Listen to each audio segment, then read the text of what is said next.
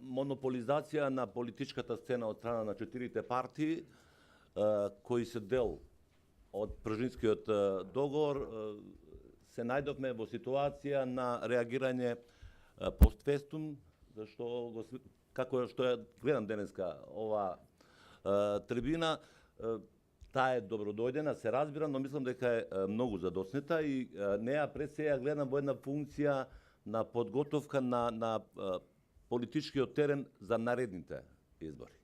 На тие избори очекувам дека во оваа држава ќе успееме да избоксуваме буквално поинаква распределба на моќта во собранието, на начин на кој условно кажано останатите етнички заедници, да не го употребам терминот помалите, затоа што е тоа навистина навредлив термин, ќе имаат гарантирани места во собранието.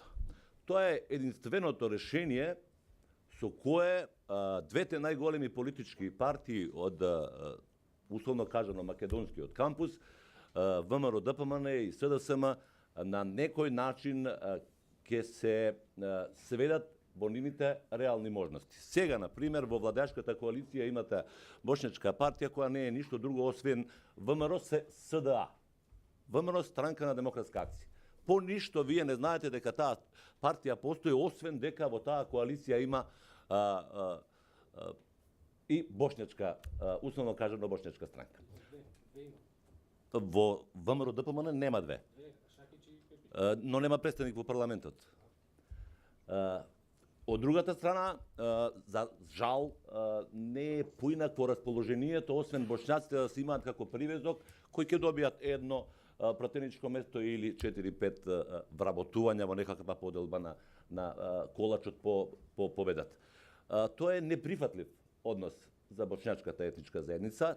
Ние сме дел од оваа општество, имаме што и да понудиме, можеме да понудиме и сакаме тоа да го представиме на начин на кој ние сметаме дека треба да го представиме. Не можете да се китите со туги перја, како што го прават тоа големите партии, во секој случај многу повеќе актуелната партија на власт. Да не заборам дека дел од ваквата игра е всушност и, за жал, Демократската унија за интеграција на албанците, која има една бошњачка партија во својата коалиција. Затоа велам, мислам дека веќе нема спор околу тоа дали треба и мора да се одржат овие избори. Прашањето на времето во кое тоа ќе се одвива, се разбира, зависи и од нас на начин на кој ќе успееме да го притиснеме актуелниот естаблишмент политички да го прифати тоа одлагање, ако треба, а ми се чини дека треба, дури и со протести, па во некој порадикален случај дури и со некаква граѓанска непослушност. Во ред ви благодарам, господине Бишевац. Би му дала збор на Самка Ибримовски, представник на една ромска партија. ЦЕР, повелете.